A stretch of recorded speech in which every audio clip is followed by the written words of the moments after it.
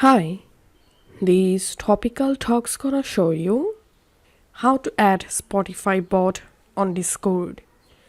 Go to your server and click on the server name and click on app directory. In the search box, search for Spotify bot and here you will find Spotify bot. Just click on that and click on add to server. Click on continue. Click on authorize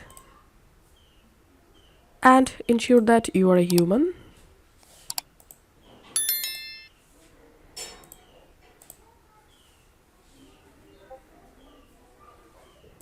Now go to your server again and here you will see the Spotify bot has been successfully added to your server.